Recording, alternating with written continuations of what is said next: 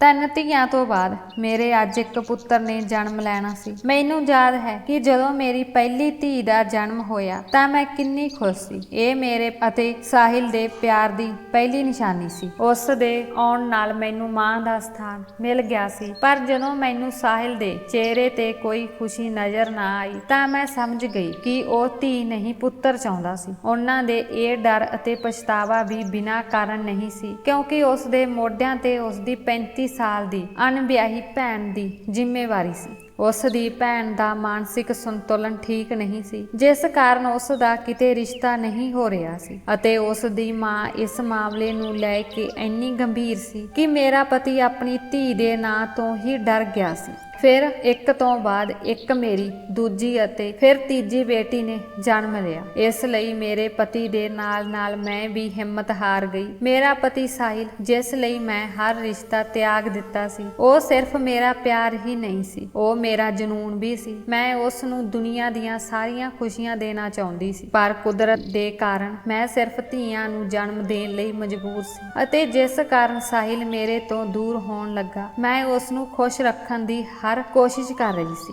ਮੇਰੀ ਸੱਸ ਵੀ ਸਾਹਿਲ ਨੂੰ ਮੇਰੇ ਵਿਰੁੱਧ ਭੜਕਾਉਂਦੀ ਸੀ ਕਿ ਹੁਣ ਤੇਰੀ ਪਤਨੀ ਤੈਨੂੰ ਪੁੱਤਰ ਨਹੀਂ ਦੇ ਸਕਦੀ, ਦੁਬਾਰਾ ਵਿਆਹ ਕਰਵਾ ਲਓ। ਮਾਂ ਦੇ ਕਹਿਣ ਤੇ ਉਹ ਹੁਣ ਦੁਬਾਰਾ ਵਿਆਹ ਕਰਨਾ ਚਾਹੁੰਦਾ ਸੀ। ਉਸ ਦੀ ਮਾਂ ਵੀ ਉਸ ਲਈ ਰਿਸ਼ਤਾ ਦੇਖ ਰਹੀ ਸੀ। ਹੁਣ ਮੈਂ ਫਿਰ ਸਾਹਿਲ ਦੇ ਬੱਚੇ ਦੀ ਮਾਂ ਬਣਨ ਵਾਲੀ ਸੀ ਅਤੇ ਮੈਂ ਸਾਹਿਲ ਨੂੰ ਕਿਹਾ ਕਿ ਇਸ ਬੱਚੇ ਦੇ ਜਨਮ ਤੱਕ ਇੰਤਜ਼ਾਰ ਕਰ ਲਓ। ਮੈਨੂੰ ਯਕੀਨ ਹੈ ਕਿ ਇਸ ਵਾਰ ਬੇਟਾ ਹੀ ਹੋਵੇਗਾ। ਉਹ ਵੀ ਆਪਣੇ ਆਉਣ ਵਾਲੇ ਪੁੱਤਰ ਦੀ ਉਮੀਦ ਕਾਰਨ ਬਹੁਤ ਖੁਸ਼ ਰਹਿਣ ਲੱਗਾ ਸੀ ਅਤੇ ਮੇਰਾ ਖਿਆਲ ਵੀ ਰੱਖਣ ਲੱਗਾ ਸੀ। ਸਮੇਂ ਦਾ ਪਹੀਆ ਚੱਲਦਾ ਰਿਹਾ ਅਤੇ ਉਡੀਕ ਦੇ ਦਿਨ ਮੁੱਕ ਗਏ। ਮੇਰੀ ਗਰਭ ਅਵਸਥਾ ਦੇ 9 ਮਹੀਨੇ ਹੋ ਗਏ ਸਨ। ਇਸ ਵਾਰ ਮੈਨੂੰ ਯਕੀਨ ਸੀ ਕਿ ਮੇਰੇ ਕੋਲ ਪੁੱਤਰ ਹੀ ਹੋਵੇਗਾ। ਮੈਨੂੰ ਪੂਰਾ ਭਰੋਸਾ ਸੀ ਕਿ ਇਸ ਵਾਰ ਮੈਨੂੰ ਜ਼ਰੂਰ ਖੁਸ਼ੀਆਂ ਮਿਲਣਗੀਆਂ ਅਤੇ ਮੇਰਾ ਘਰ ਟੁੱਟਣ ਤੋਂ ਬਚ ਜਾਵੇਗਾ। ਇੱਕ ਦਿਨ ਮੇਰੀ ਸਿਹਤ ਖਰਾਬ ਹੋਈ ਤੇ ਮੈਂ ਆਪਣੀ ਸੱਸ ਨੂੰ ਦੱਸਿਆ। ਕੁਝ ਦੇਰ ਵਿੱਚ ਹੀ ਉਸਨੇ ਸਾਹਿਲ ਨੂੰ ਬੁਲਾ ਲਿਆ ਅਤੇ ਅਸੀਂ ਬੱਚੇ ਦਾ ਸਾਰਾ ਸਮਾਨ ਲੈ ਕੇ ਹਸਪਤਾਲ ਲਈ ਰਵਾਨਾ ਹੋ ਗਏ। ਉੱਥੇ ਪਹੁੰਚ ਕੇ ਉਹ ਮੈਨੂੰ ਲੇਬਰ ਰੂਮ ਵਿੱਚ ਲੈ ਗਏ ਅਤੇ ਸਾਹਿਲ ਅਤੇ ਮੇਰੀ ਸੱਸ ਬਾਹਰ ਬੇਸਬਰੀ ਨਾਲ ਉਡੀਕ ਕਰਨ ਲੱਗੇ। ਪਰ ਅੰਦਰ ਪਹੁੰਚ ਕੇ ਮੇਰੀ ਪਰੇਸ਼ਾਨੀ ਬਹੁਤ ਵੱਧ ਗਈ। ਮੈਂ ਪਹਿਲਾਂ ਵੀ 3 ਧੀਆਂ ਨੂੰ ਜਨਮ ਦਿੱਤਾ ਸੀ। ਮੈਨੂੰ ਪਤਾ ਸੀ ਕਿ ਬੱਚੇ ਨੂੰ ਜਨਮ ਦੇਣਾ ਬਹੁਤ ਔਖਾ ਕੰਮ ਹੈ, ਪਰ ਇਸ ਵਾਰ ਦਰਦ ਬਹੁਤ ਜ਼ਿਆਦਾ ਸੀ। ਮੈਂ ਇਸ ਨੂੰ ਕਿਸੇ ਵੀ ਤਰ੍ਹਾਂ ਬਰਦਾਸ਼ਤ ਨਹੀਂ ਕਰ ਪਾ ਰਹੀ ਸੀ। ਇੰਜ ਲੱਗਦਾ ਸੀ ਜਿਵੇਂ ਮੈਂ ਹੁਣੇ ਮਰ ਜਾਵਾਂਗੀ ਅਤੇ ਫਿਰ ਦਰਦ ਬਹੁਤ ਜ਼ਿਆਦਾ ਹੋਣ ਲੱਗਾ ਤੇ ਮੈਂ ਬੇਹੋਸ਼ ਹੋ ਗਈ। ਪਤਾ ਨਹੀਂ ਕਿੰਨੇ ਸਮੇਂ ਬਾਅਦ ਜਦੋਂ ਮੈਨੂੰ ਹੋਸ਼ ਆਈ ਤਾਂ ਮੈਂ ਹਸਪਤਾਲ ਦੇ ਕਮਰੇ ਵਿੱਚ ਲੇਟੀ ਹੋਈ ਸੀ ਅਤੇ ਮੇਰੇ ਨਾਲ ਕੋਈ ਵੀ ਮੌਜੂਦ ਨਹੀਂ ਸੀ। ਮੈਂ ਸੋਚਿਆ ਕਿ ਸ਼ਾਇਦ ਸਾਰੇ ਮੇਰੇ ਬੇਟੇ ਦੇ ਨਾਲ ਹੋਣਗੇ, ਪਰ ਕੁਝ ਦੇਰ ਬਾਅਦ ਇੱਕ ਨਰਸ ਮੇਰੇ ਕੋਲ ਆਈ ਅਤੇ ਮੈਂ ਬੱਚੇ ਅਤੇ ਬਾਕੀ ਪਰਿਵਾਰ ਬਾਰੇ ਪੁੱਛਿਆ ਤਾਂ ਉਸ ਦੀਆਂ ਅੱਖਾਂ ਵਿੱਚੋਂ ਅਜਿਹੀ ਚਮਕ ਸੀ ਕਿ ਮੈਂ ਸੋਚਿਆ ਕਿ ਉਹ ਮੈਨੂੰ ਮੇਰੇ ਪੁੱਤਰ ਦੀ ਖੁਸ਼ਖਬਰੀ ਦੇਣ ਜਾ ਰਹੀ ਹੈ। ਪਰ ਉਸ ਦੇ ਜਵਾਬ ਨੇ ਮੇਰੇ ਹੋਸ਼ ਉਡਾ ਦਿੱਤੇ ਜਦੋਂ ਉਸਨੇ ਕਿਹਾ ਕਿ ਤੁਸੀਂ ਇੱਕ ਬਹੁਤ ਸੋਹਣੀ ਬੇਟੀ ਨੂੰ ਜਨਮ ਦਿੱਤਾ ਹੈ। ਅਚਾਨਕ ਮੇਰੇ ਸਾਰੇ ਸੁਪਨੇ ਮੇਰੇ ਸਾਹਮਣੇ ਚਕਨਾਚੂਰ ਹੁੰਦੇ ਲੱਗ ਰਹੇ ਸਨ, ਜੋ ਮੈਂ ਸਾਹਿਲ ਨੂੰ ਦਿਖਾਏ ਸਨ ਅਤੇ ਖੁਦ ਵੀ ਦੇਖ ਚੁੱਕੀ ਸੀ। ਮੇਰੇ ਦਿਲ ਦੀ ਧੜਕਣ ਵੱਧ ਗਈ ਸੀ। ਮੈਂ ਪੁੱਛਿਆ, ਮੇਰਾ ਪਤੀ ਕਿੱਥੇ ਹੈ? ਉਸਨੇ ਦੱਸਿਆ ਕਿ ਉਹ ਤਾਂ ਕੱਲ ਤੋਂ ਨਹੀਂ ਆਇਆ ਸੀ। ਫਿਰ ਮੈਂ ਪੁੱਛਿਆ ਕਿ ਮੇਰੀ ਸੱਸ ਕਿੱਥੇ ਹੈ? ਨਰਸ ਨੇ ਦੱਸਿਆ ਕਿ ਉਹ ਵੀ ਰਿਕਸ਼ਾ ਲਿਆਉਣ ਲਈ ਕਹਿ ਕੇ ਗਈ ਸੀ, ਪਰ 2 ਘੰਟੇ ਹੋ ਗਏ ਅਜੇ ਤੱਕ ਵਾਪਸ ਨਹੀਂ ਆਈ। ਉਸ ਨਰਸ ਨੇ ਬੱਚੇ ਨੂੰ ਚੁੱਕ ਕੇ ਮੇਰੇ ਸਾਹਮਣੇ ਪੇਸ਼ ਕੀਤਾ ਤੇ ਕਿਹਾ ਕਿ ਇਸ ਨੂੰ ਦੁੱਧ ਪਿਆ ਦਿਓ, ਪਰ ਇਸ ਕੁੜੀ ਨੂੰ ਦੇਖਣ ਨੂੰ ਮੇਰਾ ਦਿਲ ਨਹੀਂ ਸੀ ਕਰਦਾ। ਇਹ ਉਹੀ ਸੀ ਜਿਸ ਨੇ ਜਨਮ ਲੈਂਦਿਆਂ ਹੀ ਮੈਨੂੰ ਅਸਮਾਨ ਤੋਂ ਚੁੱਕ ਕੇ ਜ਼ਮੀਨ ਤੇ ਸੁੱਟ ਦਿੱਤਾ। ਮੈਂ ਗੁੱਸੇ ਭਰੀਆਂ ਨਜ਼ਰਾਂ ਨਾਲ ਉਸ ਵੱਲ ਦੇਖਣ ਲੱਗੀ। ਨਰਸ ਨੇ ਬਿਲਕੁਲ ਸਹੀ ਕਿਹਾ ਸੀ। ਉਹ ਬਹੁਤ ਸੋਹਣੀ ਸੀ, ਪਰ ਸੋਹਣੇ ਹੋਣ ਨਾਲ ਕੁਝ ਨਹੀਂ ਹੁੰਦਾ। ਬੇਟਾ ਤਾਂ ਬੇਟਾ ਹੀ ਹੁੰਦਾ ਹੈ। ਨਰਸ ਨੇ ਬੱਚੀ ਨੂੰ ਮੇਰੀ ਗੋਦੀ ਵਿੱਚ ਪਾਇਆ ਤੇ ਮੈਂ ਉਸ ਨੂੰ ਦੁੱਧ ਦੇਣ ਲੱਗੀ। ਕੁਝ ਸਮੇਂ ਬਾਅਦ ਮੇਰੀ ਸੱਸ ਵੀ ਆ ਗਈ ਸੀ। ਉਹਨਾਂ ਦੇ ਚਿਹਰਿਆਂ ਨੂੰ ਦੇਖ ਕੇ ਮੈਂ ਸਮਝ ਗਈ ਸੀ ਕਿ ਉਹਨਾਂ ਨੂੰ ਹੁਣ ਮੇਰੀ ਬੇਟੀ ਦੇ ਨਾਲ ਮੇਰੀ ਜ਼ਰੂਰਤ ਵੀ ਨਹੀਂ ਹੈ। ਮੇਰੀ ਸੱਸ ਰਿਕਸ਼ੇ ਤੇ ਮੈਨੂੰ ਘਰ ਲਿਜਾ ਰਹੀ ਸੀ। ਉਹ ਗੁੱਸੇ ਵਿੱਚ ਟੈਕਸੀ ਵੀ ਨਹੀਂ ਲਿਆਈ ਸੀ। ਮੈਨੂੰ ਬਹੁਤ ਦਰਦ ਹੋ ਰਿਹਾ ਸੀ। ਫਿਰ ਵੀ ਮੇਰੀ ਸੱਸ ਰਿਕਸ਼ੇ ਵਾਲੇ ਨੂੰ ਥੋੜਾ ਤੇਜ਼ ਚਲਾਉਣ ਲਈ ਕਹਿ ਰਹੀ ਸੀ। ਮੈਂ ਚੁੱਪਚਾਪ ਸਭ ਕੁਝ ਬਰਦਾਸ਼ਤ ਕਰਦੀ ਰਹੀ ਅਤੇ ਮਨ ਹੀ ਮਨ ਆਪਣੀ ਧੀ ਨੂੰ ਕੋਸ ਰਹੀ ਸੀ। ਜਦੋਂ ਮੈਂ ਘਰ ਪਹੁੰਚੀ ਤਾਂ ਸਭ ਤੋਂ ਪਹਿਲਾਂ ਮੈਂ ਸਾਹਿਲ ਨੂੰ ਦੇਖਣ ਲੱਗੀ। ਉਹ ਕਮਰੇ ਵਿੱਚ ਮੌਜੂਦ ਸੀ, ਪਰ ਉਸਨੇ ਸਾਹਮਣੇ ਆਉਣਾ ਵੀ ਜ਼ਰੂਰੀ ਨਹੀਂ ਸਮਝਿਆ। ਮੈਂ ਬੱਚਾ ਆਪਣੀ ਵੱਡੀ ਧੀ ਨੂੰ ਦੇ ਦਿੱਤਾ ਤੇ ਕੰਧ ਦਾ ਸਹਾਰਾ ਲੈ ਕੇ ਕਮਰੇ ਵਿੱਚ ਆਈ, ਜਿੱਥੇ ਮੇਰੀਆਂ ਹੋਰ ਧੀਆਂ ਵੀ ਮੌਜੂਦ ਸਨ। ਮੈਨੂੰ ਉਹਨਾਂ ਤੇ ਪਿਆਰ ਆ ਰਿਹਾ ਸੀ, ਕਿਉਂਕਿ ਮੈਂ ਉਹਨਾਂ ਨੂੰ 2 ਦਿਨਾਂ ਤੋਂ ਨਹੀਂ ਦੇਖਿਆ ਸੀ। ਪਰ ਉਸ ਛੋਟੀ ਜਿਹੀ ਕੁੜੀ ਤੇ ਮੈਨੂੰ ਪਿਆਰ ਨਹੀਂ ਆ ਰਿਹਾ ਸੀ, ਜਿਸ ਨੇ ਮੇਰੇ ਸਾਰੇ ਸੁਪਨੇ ਤੋੜ ਦਿੱਤੇ ਸਨ। ਸਮਾਂ ਲੰਘਦਾ ਰਿਹਾ। ਸਾਹਿਲ ਹੁਣ ਮੇਰੇ ਤੋਂ ਦੂਰ ਰਹਿਣ ਲੱਗ ਗਿਆ ਸੀ। ਉਹ ਮੇਰੇ ਨਾਲ ਬਹੁਤ ਗੁੱਸੇ ਸੀ, ਪਰ ਮੈਂ ਕੀ ਕਰ ਸਕਦੀ ਸੀ। ਧੀ ਜਾਂ ਪੁੱਤਰ ਨੂੰ ਜਨਮ ਦੇਣਾ ਮੇਰੇ ਵੱਸ ਵਿੱਚ ਨਹੀਂ ਸੀ। ਸਾਹਿਲ ਨਾ ਤਾਂ ਮੇਰੇ ਨਾਲ ਚੰਗੀ ਤਰ੍ਹਾਂ ਗੱਲ ਕਰਦਾ ਸੀ ਅਤੇ ਨਾ ਹੀ ਮੈਨੂੰ ਕੋਈ ਖਰਚਾ ਦਿੰਦਾ ਸੀ। ਮੇਰਾ ਸਬਰ ਹੁਣ ਮੁੱਕ ਗਿਆ ਸੀ। ਮੈਂ ਹੁਣ ਹੋਰ ਬਰਦਾਸ਼ਤ ਨਹੀਂ ਕਰ ਸਕਦੀ ਸੀ। ਮੈਂ ਆਪਣੇ ਅਜੇ ਪਿਆਰੇ ਪਤੀ ਜਿਸ ਲਈ ਮੈਂ ਕੁਝ ਵੀ ਕਰ ਸਕਦੀ ਸੀ, ਮੈਂ ਉਸਦੀ ਆਪਣੇ ਪ੍ਰਤੀ ਇਸ ਨਫ਼ਰਤ ਨੂੰ ਬਰਦਾਸ਼ਤ ਨਹੀਂ ਕਰ ਸਕਦੀ ਸੀ। ਮੈਂ ਆਪਣੇ ਪਤੀ ਲਈ ਸਭ ਕੁਝ ਕੁਰਬਾਨ ਕਰ ਸਕਦੀ ਸੀ। ਫਿਰ ਇਹ ਮਨਹੂਸ ਬੇਟੀ ਕੋਈ ਵੱਡੀ ਗੱਲ ਨਹੀਂ ਸੀ। ਮੈਂ ਉਸ ਨੂੰ ਆਪਣਾ ਦੁੱਧ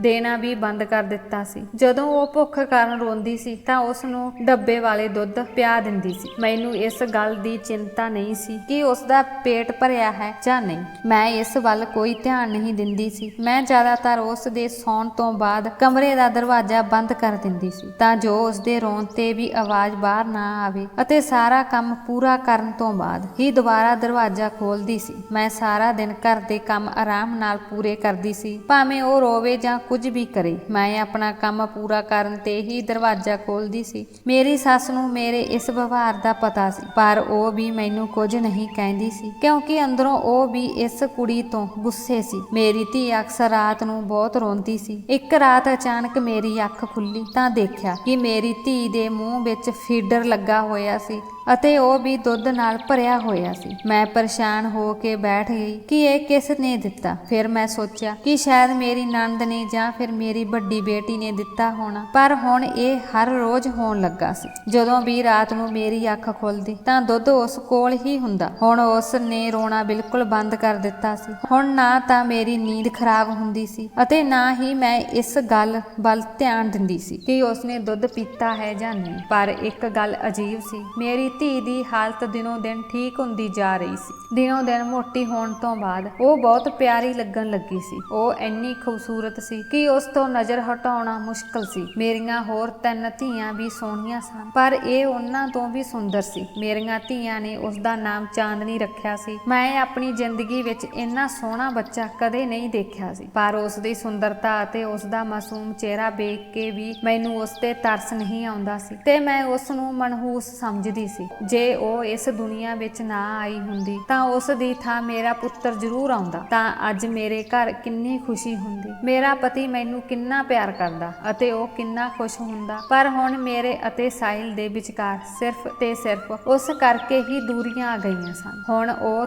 ਥੋੜਾ ਬੋਲਣ ਵੀ ਲੱਗ ਗਈ ਸੀ। ਉਸ ਦੀ ਆਵਾਜ਼ ਸੁਣ ਕੇ ਉਸ ਦੀ ਪਾਗਲ ਭੂਆ ਜਾਂ ਭੈਣ ਕਦੇ-ਕਦੇ ਉਸ ਨਾਲ ਗੱਲ ਕਰਨ ਆ ਜਾਂਦੀਆਂ ਸਨ, ਪਰ ਮੈਂ ਉਸ ਨੂੰ ਕਦੇ ਕਮਰੇ ਤੋਂ ਬਾਹਰ ਨਹੀਂ ਕੱਢਦੀ ਸੀ। ਨਾ ਹੀ ਚਾਂਦਨੀ ਦੇ ਪਿਤਾ ਜਾਂ ਦਾਦੀ ਨੇ ਕਿਹਾ ਸੀ ਕਿ ਬੱਚੀ ਨੂੰ ਕਮਰੇ ਤੋਂ ਬਾਹਰ ਲਿਆਓ। ਇੱਕ ਦਿਨ ਮੈਂ ਕੰਮ ਵਿੱਚ ਇੰਨੀ ਬਿਜ਼ੀ ਸੀ ਕਿ ਮੇਰੇ ਕੋਲ ਸਿਰ ਖੁਰਕਣ ਦੀ ਵੀ ਵੇਲ ਨਹੀਂ ਸੀ, ਕਿਉਂਕਿ ਘਰ ਸਾਹਿਲ ਦੇ ਕੁਝ ਦੋਸਤਾਂ ਨੇ ਆਉਣਾ ਸੀ ਤੇ ਮੇਰਾ ਸਾਰਾ ਦਿਨ ਕਮਰੇ ਵਿੱਚ ਆਉਣ ਦਾ ਟਾਈਮ ਨਹੀਂ ਲੱਗਾ। ਤੇ ਸ਼ਾਮ ਨੂੰ ਜਦੋਂ ਮੈਂ ਕਮਰੇ ਵਿੱਚ ਆਈ ਤਾਂ ਮੈਂ ਉਸ ਵੱਲ ਦੇਖਿਆ, ਪਰ ਉਹ ਬਿਲਕੁਲ ਵੀ ਭੁੱਖੀ ਨਹੀਂ ਲੱਗ ਰਹੀ ਸੀ। ਮੈਂ ਵੀ ਆਉਂਦਿਆਂ ਹੀ ਸੌਂ ਗਈ। ਰਾਤ ਦੇ 12 ਵਜੇ ਮੇਰੀ ਅੱਖ ਆਪਣੇ ਆਪ ਹੀ ਖੁੱਲ ਗਈ ਤਾਂ ਮੈਨੂੰ ਉਸ ਦਾ ਖਿਆਲ ਆਇਆ। ਖੇਡਦੇ ਹੋਏ ਉਹ ਝੂਲੇ ਤੇ ਆਪਣੇ ਆਪ ਹੀ ਸੌਂ ਗਈ ਸੀ। ਉਸ ਦੇ ਝੂਲੇ ਕੋਲ ਇੱਕ ਖਿੜਕੀ ਸੀ ਜੋ ਉਸ ਸਮੇਂ ਖੁੱਲੀ ਹੋਈ ਸੀ। ਮੈਂ ਜਲਦੀ ਉੱਠ ਕੇ ਉਸ ਦੇ ਕੋਲ ਗਈ ਤਾਂ ਇੱਕ ਅਜੀਬ ਨਜ਼ਾਰਾ ਦੇਖਿਆ। ਉਹ ਕੰਬਲ ਵਿੱਚ ਲਪੇਟੀ ਬਹੁਤ ਹੀ ਮਿੱਠੀ ਨੀਂਦ ਸੌਂ ਰਹੀ ਸੀ। ਉਸ ਦੇ ਨੇੜੇ ਦੁੱਧ ਨਾਲ ਅੱਧਾ ਭਰਿਆ ਇੱਕ ਨਵਾਂ ਫੀਡਰ ਪਿਆ ਸੀ,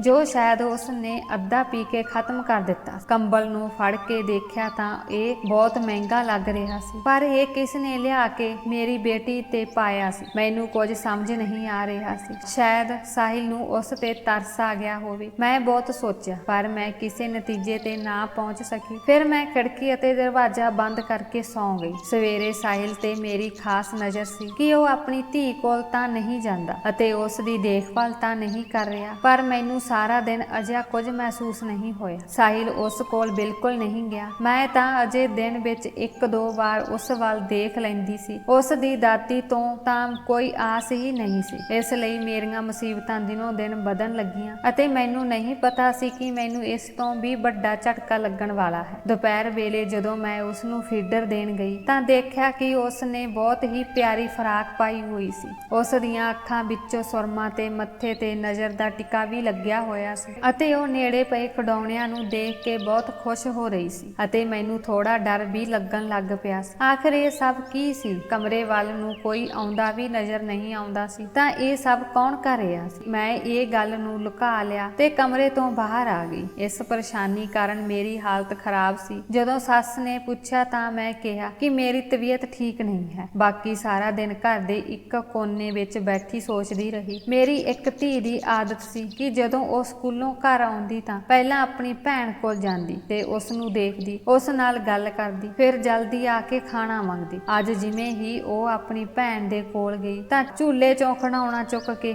ਬਾਹਰ ਲੈ ਆਈ ਤਾਂ ਬਾਹਰ ਆਉਂਦਿਆਂ ਹੀ ਉਸਦੀ ਦਾਦੀ ਦੀ ਨਜ਼ਰ ਖਿਡੌਣੇ ਤੇ ਪਈ ਅਤੇ ਉਸਨੇ ਦੇਖਦੇ ਹੀ ਦੇਖਦੇ ਉਹ ਖਿਡੌਣਾ ਉਸ ਤੋਂ ਖੋਹ ਲਿਆ। ਉਸਨੇ ਖਿਡੌਣਾ ਆਪਣੇ ਹੱਥਾਂ ਵਿੱਚ ਲੈ ਲਿਆ ਅਤੇ ਦੇਖ ਕੇ ਇਸ ਨੂੰ ਕੰਧ ਨਾਲ ਰਗੜਨ ਲੱਗੀ। ਮੈਂ ਆਪਣੀ ਸੱਸ ਨੂੰ ਧਿਆਨ ਨਾਲ ਦੇਖ ਰਹੀ ਸੀ। ਆਖਰ ਉਹ ਇਹ ਸਭ ਕੀ ਕਰ ਰਹੀ ਸੀ? ਉਹ ਝੱਟ ਮੇਰੇ ਵੱਲ ਭੱਜੀ ਤੇ ਬੋਲੀ, ਨੋ ਤੇਰੀ ਧੀ ਇਹ ਖਿਡੌਣਾ ਕਿੱਥੋਂ ਲੈ ਕੇ ਆਈ ਹੈ? ਮੈਂ ਜਾਣਦੇ ਹੋਏ ਵੀ ਅਣਜਾਣ ਬਣ ਗਈ। ਮੈਂ ਕਿਹਾ, ਮੰਮੀ ਮੈਨੂੰ ਨਹੀਂ ਪਤਾ ਕਿ ਇਹ ਖਿਡੌਣਾ ਕਿੱਥੋਂ ਲਿਆਈ ਹੈ। ਮੈਂ ਸੱਸ ਦੇ ਮੂੰਹ ਵੱਲ ਦੇਖ ਰਹੀ ਸੀ। ਸੱਸ ਨੇ ਕਿਹਾ, ਜੇਕਰ ਮੇਰੀ ਬੁੱਢੀ ਨਜ਼ਰ ਮੈਨੂੰ ਧੋਖਾ ਨਹੀਂ ਦੇ ਰਹੀ ਤਾਂ ਇਹ ਯਕੀਨੀ ਤੌਰ ਤੇ ਸੋਨੇ ਵਰਗਾ ਲੱਗਦਾ ਹੈ। ਝਟਕੇ ਨਾਲ ਆਪਣੀ ਸੱਸ ਦੇ ਹੱਥੋਂ ਖਿਡੌਣਾ ਲੈ ਕੇ ਉਸ ਨੂੰ ਦੇਖਣ ਲੱਗੀ ਤਾਂ ਇੰਜ ਲੱਗ ਰਿਹਾ ਸੀ ਜਿਵੇਂ ਇਹ ਸੋਨੇ ਦਾ ਬਣਿਆ ਹੋਵੇ। ਮੈਂ ਸੋਚ ਵੀ ਨਹੀਂ ਸਕਦੀ ਸੀ। ਪਰ ਅਚਾਨਕ ਮੇਰੀ ਸੱਸ ਅੰਦਰ ਗਈ ਅਤੇ ਚਾਦਰ ਲੈ ਆਈ। ਉਸਨੇ ਮੇਰੇ ਤੋਂ ਖਿਡੌਣਾ ਲਿਆ ਅਤੇ ਇਸ ਨੂੰ ਚਾਦਰ ਦੇ ਵਿੱਚ ਲੁਕੋ ਕੇ ਬਾਹਰ ਚਲੀ ਗਈ। ਮੈਂ ਸੋਚ ਰਹੀ ਸੀ ਕਿ ਇਹ ਸਭ ਕੀ ਹੋ ਰਿਹਾ ਹੈ। ਮੇਰੀ ਬੇਟੀ ਕੋਲ ਇਸ ਤਰ੍ਹਾਂ ਦੀਆਂ ਚੀਜ਼ਾਂ ਕਿੱਥੋਂ ਆਉਂਦੀਆਂ ਹਨ? ਮੈਨੂੰ ਖੁਦ ਇਸ ਬਾਰੇ ਪਤਾ ਨਹੀਂ ਸੀ। ਮੇਰੀ ਧੀ ਖੇਡਣ ਵਿੱਚ ਰੁੱਝੀ ਹੋਈ ਸੀ ਤੇ ਹੱਸ-ਹੱਸ ਕੇ ਖੇਡ ਰਹੀ ਸੀ। ਜਦੋਂ ਮੈਂ ਫੀਡਰ ਵੱਲ ਦੇਖਿਆ ਤਾਂ ਇਹ ਓਨਾ ਹੀ ਭਰਿਆ ਹੋਇਆ ਸੀ ਜਿੰਨਾ ਮੈਂ ਰੱਖ ਕੇ ਗਈ ਸੀ। ਮੈਨੂੰ ਬਹੁਤ ਗੁੱਸਾ ਸੀ ਕਿ ਉਸ ਨੇ ਕੱਲ ਤੋਂ ਦੁੱਧ ਨਹੀਂ ਪੀਤਾ। ਫਿਰ ਵੀ ਉਹ ਚੁੱਪ ਸੀ ਅਤੇ ਕਿੰਨੀ ਖੁਸ਼ੀ ਨਾਲ ਖੇਡ ਰਹੀ ਸੀ। ਚਾਂਦਨੀ ਦਾ ਹੱਸਦਾ ਚਿਹਰਾ ਦੇਖ ਕੇ ਮੈਨੂੰ ਅਚਾਨਕ ਗੁੱਸਾ ਆ ਗਿਆ। ਉਹ ਮੇਰੀ ਖੁਸ਼ੀ ਨੂੰ ਅੱਗ ਲਗਾ ਕੇ ਅਤੇ ਮੇਰੇ ਸਾਰੇ ਸੁਪਨੇ ਤੋੜ ਕੇ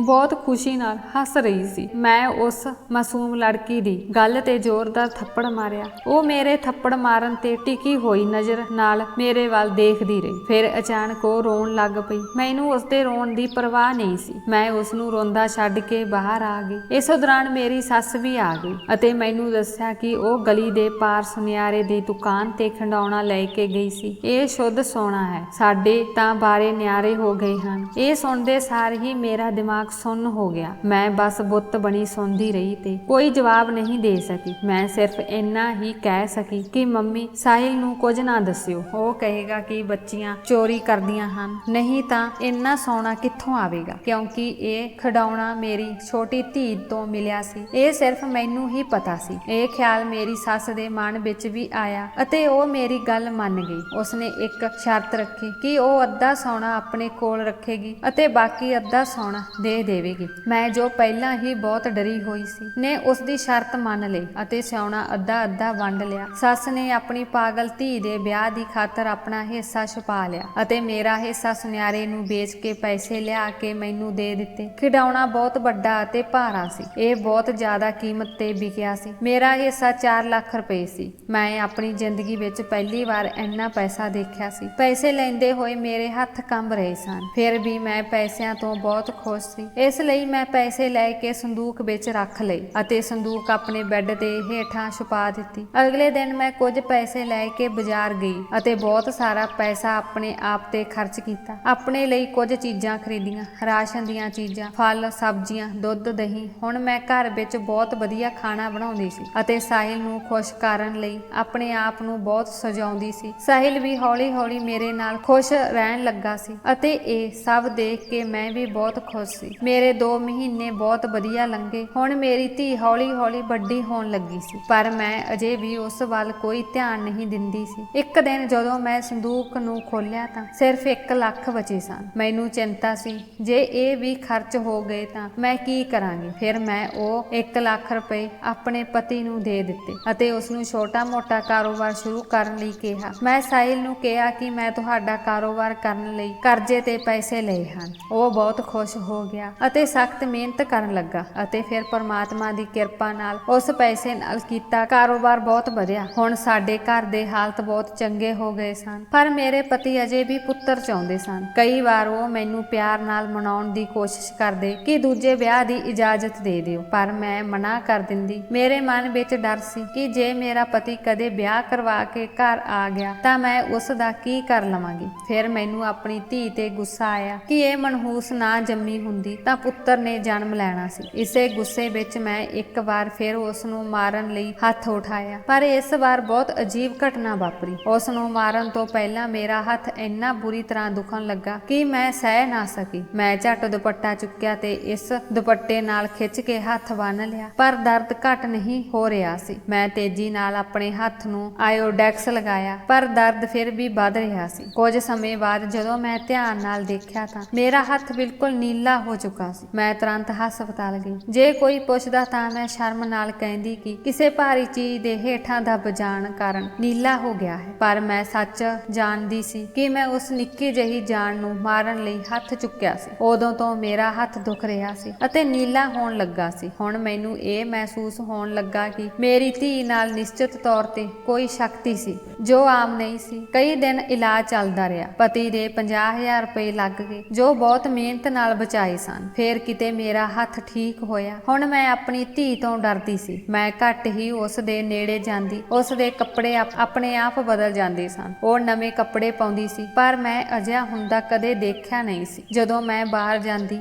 ਅਤੇ ਜਦੋਂ ਮੈਂ ਵਾਪਸ ਅੰਦਰ ਆਉਂਦੀ ਤਾਂ ਉੱਥੇ ਸਭ ਕੁਝ ਸਾਫ਼ ਹੋ ਜਾਂਦਾ। ਉਸ ਦੇ ਮੱਥੇ ਤੇ ਬੁਰੀ ਨਜ਼ਰ ਦਾ ਨਿਸ਼ਾਨ ਲੱਗਾ ਹੁੰਦਾ, ਨਵੇਂ ਕੱਪੜੇ ਪਾਏ ਹੋਏ ਹੁੰਦੇ, ਉਸ ਦੇ ਹੇਠਾਂ ਵਾਲਾ ਬਿਸਤਰਾ ਬਦਲਿਆ ਹੋਇਆ ਹੁੰਦਾ ਅਤੇ ਉਸ ਨੂੰ ਨਵੇਂ ਕੰਬਲ ਨਾਲ ਢੱਕਿਆ ਹੁੰਦਾ। ਮੈਂ ਕਦੇ ਉਸ ਦੇ ਹੇਠਾਂ ਵਾਲਾ ਬਿਸਤਰਾ ਵੀ ਨਹੀਂ ਬਦਲਿਆ ਸੀ। ਕਈ ਵਾਰ ਉਹ ਗਿੱਲੇ ਬਿਸਤਰੇ ਤੇ ਲੇਟੀ ਰਹਿੰਦੀ, ਪਰ ਹੁਣ ਉਸ ਦਾ ਬਿਸਤਰਾ ਵੀ ਆਪਣੇ ਆਪ ਬਦਲ ਜਾਂਦਾ ਸੀ। ਸਭ ਕੁਝ ਬਹੁਤ ਸਾਫ਼ ਸੁਥਰਾ ਹੁੰਦਾ। ਮੈਂ ਕਿਸੇ ਨੂੰ ਨਹੀਂ ਦੱਸਿਆ। ਹਰ ਕੋਈ ਸੋਚਦਾ ਸੀ ਕਿ ਮੈਂ ਬਹੁਤ ਚੰਗੀ ਮਾਂ ਹਾਂ। ਮੇਰੀ ਸੱਸ ਅਕਸਰ ਬੱਚੀ ਨੂੰ ਦੇਖਦੀ ਅਤੇ ਕਹਿੰਦੀ ਹੈ ਕਿ ਉਹ ਬਿਲਕੁਲ ਉਸ ਦੀ ਭੂਆ ਵਰਗੀ ਹੈ। ਸਮੇਂ ਦਾ ਪਹੀਆ ਤੇਜ਼ੀ ਨਾਲ ਚੱਲਦਾ ਰਿਹਾ। ਮੇਰੀਆਂ ਧੀਆਂ ਵੱਡੀਆਂ ਹੋ ਗਈਆਂ ਅਤੇ ਛੋਟੀ ਧੀ ਹੁਣ 8 ਸਾਲ ਦੀ ਹੋ ਗਈ ਸੀ। ਉਹ ਮੇਰੀਆਂ ਧੀਆਂ ਵਿੱਚੋਂ ਸਭ ਤੋਂ ਪਿਆਰੀ ਅਤੇ ਸਭ ਤੋਂ ਸੋਹਣੀ ਸੀ। ਇਸ ਉਮਰ ਵਿੱਚ ਹੀ ਉਸਨੇ ਘਰ ਦੇ ਸਾਰੇ ਕੰਮ ਸਿੱਖ ਲਏ ਸਨ, ਪਰ ਉਸ ਲਈ ਅਜੇ ਵੀ ਮੇਰੇ ਦਿਲ ਵਿੱਚ ਜਗ੍ਹਾ ਨਹੀਂ ਸੀ। ਮੈਨੂੰ ਅਜੇ ਵੀ ਆਪਣੇ ਬੇਟੇ ਦੀ ਅਣਹੋਂਦ ਮਹਿਸੂਸ ਹੁੰਦੀ ਸੀ। ਕੁੜੀਆਂ ਵੱਡੀਆਂ ਹੋ ਗਈਆਂ ਸਨ। ਮੈਂ ਸੋਚਦੀ ਸੀ ਕਿ ਕਾਸ਼ ਉਹਨਾਂ ਦਾ ਭਰਾ ਹਰ ਜਗ੍ਹਾ ਉਹਨਾਂ ਦੇ ਨਾਲ ਹੁੰਦਾ। ਅਤੇ ਜਦੋਂ ਮੇਰੇ ਪਤੀ ਨੇ ਦੁਬਾਰਾ ਵਿਆਹ ਕੀਤਾ ਤਾਂ ਮੈਨੂੰ ਚਾਂਦਨੀ ਪ੍ਰਤੀ ਹੋਰ ਵੀ ਨਫ਼ਰਤ ਮਹਿਸੂਸ ਹੋਣ ਲੱਗੀ। ਚਾਂਦਨੀ ਹੀ ਸੀ ਜੋ ਮੇਰੀਆਂ ਖੁਸ਼ੀਆਂ ਖਾ ਗਈ ਸੀ। ਜੇਕਰ ਉਸ ਦੀ ਥਾਂ ਪੁੱਤਰ ਨੇ ਜਨਮ ਲਿਆ ਹੁੰਦਾ ਤਾਂ ਮੇਰਾ ਪਤੀ ਦੁਬਾਰਾ ਵਿਆਹ ਨਾ ਕਰਦਾ। ਮੈਂ ਸਾਹਿਲ ਨਾਲ ਪਿਆਰ ਕਰਕੇ ਵਿਆਹ ਕੀਤਾ ਸੀ। ਮੇਰਾ ਪਿਆਰ ਮੈਥੋਂ ਖੋਹ ਲਿਆ ਗਿਆ ਸੀ। ਮੇਰੀ ਸੌਤਨ ਦੇ 2 ਪੁੱਤਰ ਹੋ ਗਏ ਸਨ। ਉਹਨਾਂ ਦੇ ਨਾਲ ਮੇਰਾ ਪਤੀ ਵੀ ਉਸ ਦਾ ਹੋ ਗਿਆ ਸੀ। ਇਹ ਮੇਰਾ ਪ੍ਰੇਮ ਵਿਆਹ ਸੀ ਅਤੇ ਮੇਰਾ ਪਿਆਰ ਮੇਰੇ ਤੋਂ ਦੂਰ ਚਲਾ ਗਿਆ ਸੀ ਅਤੇ ਇਸ ਦਾ ਕਾਰਨ ਮੇਰੀ ਧੀ ਸੀ। ਕੁਝ ਹੀ ਸਮੇਂ ਵਿੱਚ ਉਹ 16 ਸਾਲ ਦੀ ਹੋ ਗਈ ਸੀ। ਉਸਨੇ ਪੂਰੇ ਘਰ ਦੀ ਜ਼ਿੰਮੇਵਾਰੀ ਸੰਭਾਲ ਲਈ ਸੀ। ਉਹ ਸਾਰੇ ਕੰਮ ਬਹੁਤ ਵਧੀਆ ਢੰਗ ਨਾਲ ਕਰਦੀ ਸੀ। ਉਹ ਸਾਰਾ ਕੰਮ ਅੱਖ ਝਪਕਦਿਆਂ ਹੀ ਕਰ ਲੈਂਦੀ। ਪਤਾ ਨਹੀਂ ਕਿਹੋ ਜਿਹਾ ਜਾਦੂ ਸੀ ਉਸ ਦੇ ਹੱਥਾਂ ਵਿੱਚ। ਉਹ ਥੋੜੀ ਜਿਹੀ ਸਬਜ਼ੀ ਵੀ ਬਣਾ ਲੈਂਦੀ ਤਾਂ ਸਾਰੇ ਘਰ ਦਾ ਢਿੱਡ ਭਰ ਜਾਂਦਾ ਅਤੇ ਉਹ ਅਜੀ ਸਵਾਦੀ ਸਬਜ਼ੀ ਬਣਾਉਂਦੀ ਕਿ ਖਾਣਾ ਖਾਣ ਵਾਲਾ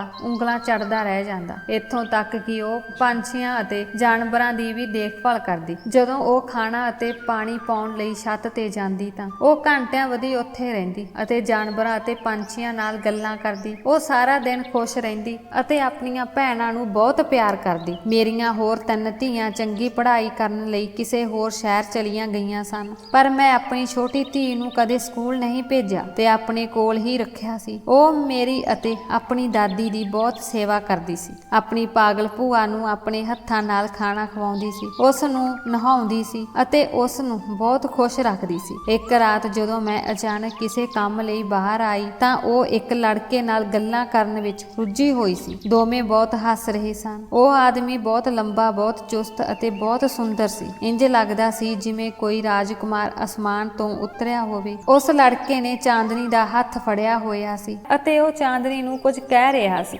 ਅਤੇ ਫਿਰ ਕੁਝ ਹੀ ਦੇਰ ਵਿੱਚ ਉਸਨੇ ਚਾਂਦਨੀ ਨੂੰ ਜੱਫੀ ਪਾ ਲਈ। ਚਾਂਦਨੀ ਨੇ ਵੀ ਉਸ ਨੂੰ ਬਾਹਾਂ ਵਿੱਚ ਘੁੱਟ ਲਿਆ ਸੀ। ਇਹ ਸਭ ਦੇਖ ਕੇ ਮੈਂ ਗੁੱਸੇ ਨਾਲ ਕੰਬ ਰਹੀ ਸੀ। ਹੁਣ ਉਸ ਮੁੰਡੇ ਦੀ ਨਜ਼ਰ ਵੀ ਮੇਰੇ ਉੱਤੇ ਪੈ ਗਈ ਸੀ। ਉਸ ਨੇ ਮੇਰੇ ਵੱਲ ਅਜਿਹਾ ਭਾਵ ਨਾਲ ਦੇਖਿਆ ਕਿ ਮੈਂ ਉਸ ਵੱਲ ਦੇਖ ਕੇ ਹੀ ਡਰ ਗਈ। ਮੇਰੀ ਆਵਾਜ਼ ਨਹੀਂ ਨਿਕਲ ਰਹੀ ਸੀ। ਮੈਂ ਝੱਟ ਪਿੱਛੇ ਮੁੜੀ ਤੇ ਆਪਣੇ ਕਮਰੇ ਵਿੱਚ ਆ ਗਈ। ਮੈਂ ਸਾਰੀ ਰਾਤ ਬੁਖਾਰ ਨਾਲ ਤਪਦੀ ਰਹੀ। ਇਹ ਉਸ ਦਾ ਮੇਰੇ ਵੱਲ ਦੇਖਣ ਦਾ ਹੀ ਅਸਰ ਸੀ। ਅਗਲੇ ਦਿਨ ਜਦੋਂ ਮੈਂ ਠੀਕ ਮਹਿਸੂਸ ਕੀਤਾ ਤਾਂ ਮੈਂ ਉਸ ਨੂੰ ਪੁੱਛਿਆ ਕਿ ਉਹ ਮੁੰਡਾ ਕੌਣ ਸੀ। ਪਹਿਲਾਂ ਤਾਂ ਉਹ ਦੱਸਣ ਨੂੰ ਤਿਆਰ ਨਹੀਂ ਸੀ, ਪਰ ਮੇਰੇ ਜ਼ੋਰ ਪਾਉਣ ਤੇ ਉਸ ਨੇ ਦੱਸਿਆ, ਅਤੇ ਜੋ ਕੁਝ ਉਸ ਨੇ ਦੱਸਿਆ ਉਹ ਮੇਰੇ ਹੋਸ਼ ਉਡਾਉਣ ਲਈ ਕਾਫੀ ਸੀ।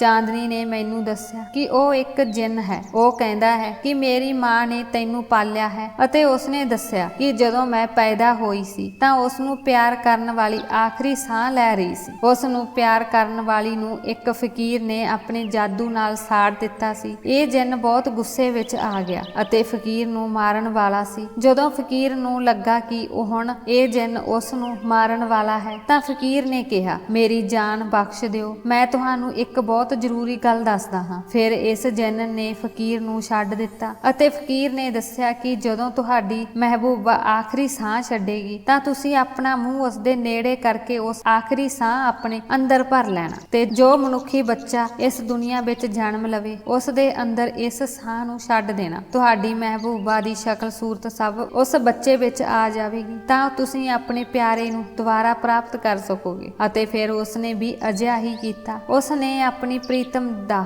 ਆਖਰੀ ਸਾਹ ਆਪਣੇ ਮੂੰਹ ਵਿੱਚ ਲਿਆ ਅਤੇ ਮੈਂ ਉਸ ਸਮੇਂ ਪੈਦਾ ਹੋਈ ਤਾਂ ਉਸ ਨੇ ਮੇਰੇ ਮੂੰਹ ਵਿੱਚ ਫੂਕ ਮਾਰ ਦਿੱਤੀ। ਮੈਂ ਮੁੰਡਾ ਪੈਦਾ ਹੋਇਆ ਸੀ, ਪਰ ਉਸ ਜਿੰਨ ਕਰਕੇ ਮੈਂ ਕੁੜੀ ਬਣ ਗਈ। ਹੁਣ ਉਹ ਮੈਨੂੰ ਪਿਆਰ ਕਰਦਾ ਹੈ ਅਤੇ ਮੈਂ ਵੀ ਉਸ ਨੂੰ ਪਿਆਰ ਕਰਦੀ ਹਾਂ। ਇਹ ਸਭ ਸੁਣ ਕੇ ਮੇਰੇ ਜ਼ਖਮਾਂ ਤੇ ਲੂਣ ਛਿੜਕਿਆ ਗਿਆ। ਮੈਂ ਫੈਸਲਾ ਕਰ ਲਿਆ ਸੀ ਕਿ ਮੈਂ ਉਸ ਤੋਂ ਆਪਣੀਆਂ ਸਾਰੀਆਂ ਮੁਸ਼ਕਲਾਂ ਦਾ ਬਦਲਾ ਲਵਾਂਗੀ। ਜਿਸ ਨੇ ਮੇਰੇ ਤੋਂ ਮੇਰਾ ਪੁੱਤਰ ਖੋਹ ਲਿਆ ਸੀ, ਮੈਂ ਉਸ ਤੋਂ ਉਸ ਦਾ ਪਿਆਰ ਖੋਹ ਲਵਾਂਗੀ। ਮੈਂ ਉਸ ਨੂੰ ਖੁਸ਼ ਨਹੀਂ ਰਹਿਣ ਦਿਆਂਗੀ ਜਿਵੇਂ ਉਸ ਨੇ ਮੇਰੇ ਤੋਂ ਮੇਰੀ ਖੁਸ਼ੀ ਖੋਹ ਲਈ ਹੈ। ਮੈਂ ਆਪਣੇ ਪਤੀ ਨੂੰ ਕਿਹਾ ਕਿ ਮੈਂ ਹੁਣ ਚਾਂਦਨੀ ਦੀ ਜ਼ਿੰਮੇਵਾਰੀ ਨਹੀਂ ਚੁੱਕ ਸਕਦੀ। ਹੁਣ ਮੈਂ ਉਸ ਦਾ ਵਿਆਹ ਕਰਨਾ ਚਾਹੁੰਦੀ ਹਾਂ। ਮੇਰੇ ਪਤੀ ਨੂੰ ਬਹੁਤ ਹੈਰਾਨੀ ਹੋਈ। ਉਸ ਨੇ ਕਿਹਾ ਕਿ ਉਹ ਅਜੇ ਬਹੁਤ ਛੋਟੀ ਹੈ। ਪਹਿਲਾਂ ਵੱਡੀਆਂ 3 ਧੀਆਂ ਹਨ, ਉਹਨਾਂ ਦਾ ਵਿਆਹ ਕਰਾਂਗੇ, ਉਸ ਤੋਂ ਬਾਅਦ ਹੀ ਉਸ ਦਾ ਵਿਆਹ ਕਰਾਂਗੇ। ਪਰ ਮੈਂ ਸਾਫ਼ ਕਿਹਾ ਕਿ ਮੈਨੂੰ ਉਸ ਦੇ ਕਿਰਦਾਰ ਤੇ ਸ਼ੱਕ ਹੈ, ਮੈਂ ਇਸ ਨੂੰ ਹੋਰ ਨਹੀਂ ਝੱਲ ਸਕਦੀ। ਇਹਨਾਂ ਗੱਲਾਂ ਬਾਤਾਂ ਦੌਰਾਨ ਮੇਰੀ ਧੀ ਬਹੁਤ ਉਦਾਸ ਲੱਗ ਰਹੀ ਸੀ। ਉਹ ਬਹੁਤ ਉਦਾਸ ਨਜ਼ਰਾਂ ਨਾਲ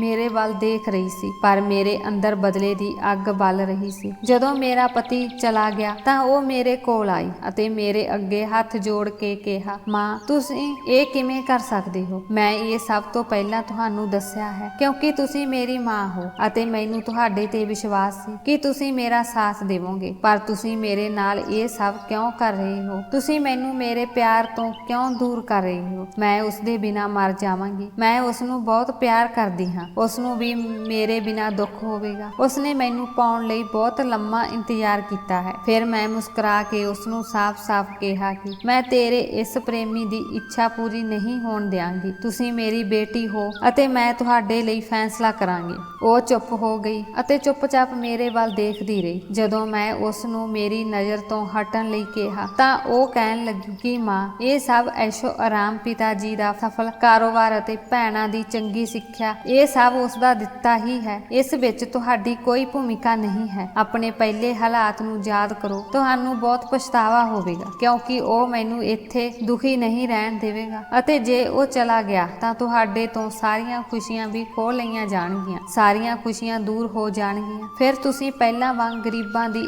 ਜ਼ਿੰਦਗੀ ਜਿਓਗੇ। ਮੈਂ ਚਾਹੁੰਦੀ ਹਾਂ ਕਿ ਤੁਸੀਂ ਸੱਚ ਨੂੰ ਸਵੀਕਾਰ ਕਰੋ। ਮੈਂ ਆਪਣੀ ਸਾਰੀ ਉਮਰ ਉਸ ਦੇ ਨਾਲ ਤੁਹਾਡੀ ਸੇਵਾ ਵਿੱਚ ਬਿਤਾਵਾਂਗੀ। ਮੈਂ ਕਿਹਾ, ਕਦੇ ਨਹੀਂ। ਉਹ ਆਪਣੇ ਮਕਸਦ ਵਿੱਚ ਕਿਵੇਂ ਕਾਮਯਾਬ ਹੋ ਸਕਦਾ ਹੈ? ਉਸਨੇ ਮੇਰੇ ਤੋਂ ਮੇਰਾ ਪੁੱਤਰ ਖੋਹ ਲਿਆ ਅਤੇ ਮੇਰਾ ਪਤੀ ਨੂੰ ਮੈਥੋਂ ਦੂਰ ਕਰ ਦਿੱਤਾ ਹੈ। ਉਸ ਨੇ ਕਿਹਾ ਕਿ ਜੇਕਰ ਤੁਸੀਂ ਅਜਿਹਾ ਕਰੋਗੇ ਤਾਂ ਉਹ ਕੁਝ ਵੀ ਕਰ ਸਕਦਾ ਹੈ। ਉਹ ਮੈਨੂੰ ਕਿਸੇ ਹੋਰ ਸੰਸਾਰ ਵਿੱਚ ਲੈ ਜਾਵੇਗਾ। ਪਰ ਮੈਂ ਚਾਂਦਨੀ ਦੀ ਗੱਲ ਨਹੀਂ ਮੰਨੀ ਅਤੇ ਜਲਦੀ ਹੀ ਉਸ ਦੇ ਵਿਆਹ ਲਈ ਮੁੰਡੇ ਲੱਭਣੇ ਸ਼ੁਰੂ ਕਰ ਦਿੱਤੇ ਅਤੇ ਫਿਰ ਉਸ ਦਾ ਰਿਸ਼ਤਾ ਤੈਅ ਹੋਣ ਵਾਲਾ ਸੀ। ਜਿਸ ਦਿਨ ਉਸ ਦੇ ਪਿਤਾ ਨੇ ਕਿਹਾ ਕਿ ਅੱਜ ਰਿਸ਼ਤੇਦਾਰ ਆ ਰਹੇ ਹਨ, ਮੈਂ ਝਟ ਸਾਰਾ ਕੰਮ ਮੁਕਾ ਕੇ ਉਸ ਨੂੰ ਤਿਆਰ ਹੋਣ ਲਈ ਕਹਿਣ ਲੱਗੀ। ਉਹ ਰੋਂਦੀ ਰਹੀ ਪਰ ਮੈਂ ਚਾਂਦਨੀ ਦੀ ਗੱਲ ਨਹੀਂ ਸੁਣੀ। ਆਖਰ ਉਹ ਮੇਰੇ ਵੱਲੋਂ ਦਿੱਤਾ ਜੋੜਾ ਪਾਉਣ ਲਈ ਮਜਬੂਰ ਹੋ ਗਈ। ਜਦੋਂ ਉਹ ਇਸ ਨੂੰ ਪਹਿਨਣ ਲਈ ਕਮਰੇ ਵਿੱਚ ਗਈ ਤਾਂ ਕਾਫੀ ਦੇਰ ਹੋ ਚੁੱਕੀ ਸੀ ਅਤੇ ਉਹ ਬਾਹਰ ਨਹੀਂ ਆਈ। ਮੈਂ ਦਰਵਾਜ਼ਾ ਖੜਕਾਇਆ ਤਾਂ ਦਰਵਾਜ਼ਾ ਵੀ ਨਹੀਂ ਖੁੱਲਿਆ। ਫਿਰ ਮੈਂ ਧੱਕਾ ਮਾਰ ਕੇ ਕੁੰਡੀ ਤੋੜ ਦਿੱਤੀ, ਪਰ ਅਜੀਬ ਗੱਲ ਇਹ ਸੀ ਕਿ ਦਰਵਾਜ਼ਾ ਅੰਦਰੋਂ ਬੰਦ ਸੀ, ਕੋਈ ਖਿੜਕੀਆਂ ਵੀ ਨਹੀਂ ਸਨ। ਫਿਰ ਵੀ ਉਹ ਅੰਦਰ ਮੌਜੂਦ ਨਹੀਂ ਸੀ। ਮੈਂ ਸਮਝ ਗਈ ਕਿ ਉਹ ਮੇਰੀ ਧੀ ਨੂੰ ਲੈ ਗਿਆ ਹੈ। ਉਹ ਚਲੀ ਗਈ ਹੈ ਅਤੇ ਮੇਰੇ ਕੋਲ ਹੁਣ ਕੁਝ ਨਹੀਂ ਬਚਿਆ। ਮੈਂ ਲੋਕਾਂ ਤੋਂ ਸਦਾ ਲਈ ਸੱਚ ਨੂੰ ਛੁਪਾਇਆ। ਮੈਂ ਕਿਸੇ ਨੂੰ ਵੀ ਨਹੀਂ ਦੱਸਿਆ ਕਿ ਉਸਨੇ ਮੈਨੂੰ ਕੀ ਕਿਹਾ ਸੀ। ਮੈਂ ਸਾਰੇ ਪਰਿਵਾਰਕ ਮੈਂਬਰਾਂ ਨੂੰ ਦੱਸਿਆ ਕਿ ਉਹ ਇੱਕ ਲੜਕੇ ਨਾਲ ਭੱਜ ਗਈ ਹੈ। ਉਸ ਦੇ ਜਾਣ ਤੋਂ ਬਾਅਦ ਸਾਡੇ ਹਾਲਾਤ ਅਜੇ ਬਦਲ ਗਏ ਕਿ ਅਸੀਂ ਸਵਰਗ ਤੋਂ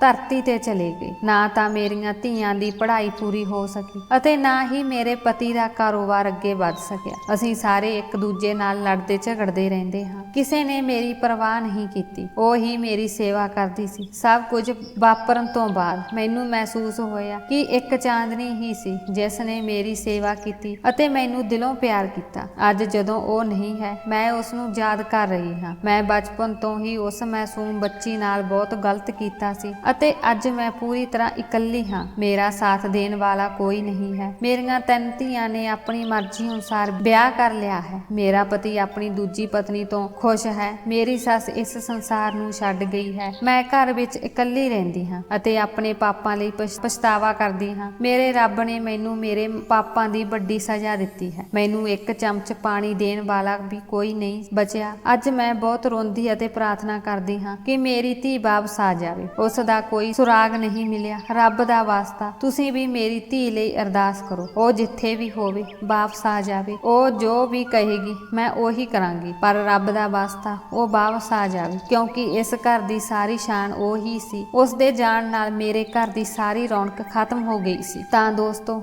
ਅੱਜ ਸਾਡੀ ਇਹ ਕਹਾਣੀ ਸੀ। ਤੁਹਾਨੂੰ ਇਹ ਕਿਵੇਂ ਲੱਗੀ? ਜੇਕਰ ਤੁਹਾਨੂੰ ਚੰਗੀ ਲੱਗੀ ਤਾਂ ਕਮੈਂਟ ਬਾਕਸ ਵਿੱਚ ਜ਼ਰੂਰ ਦੱਸਣਾ। ਲਾਈਕ ਕਰੋ ਅਤੇ ਨਾਲ ਹੀ ਹਰ ਰੋਜ਼ ਨਵੀਂ ਕਹਾਣੀ ਸੁਣਨ ਲਈ ਸਾਡੇ ਚੈਨਲ ਨੂੰ ਸਬਸਕ੍ਰਾਈਬ ਕਰੋ। ਹੁਣ ਤੱਕ ਕਹਾਣੀ ਸੁਣਨ ਲਈ ਆਪ ਦਾ ਸਭ ਦਾ ਬਹੁਤ ਬਹੁਤ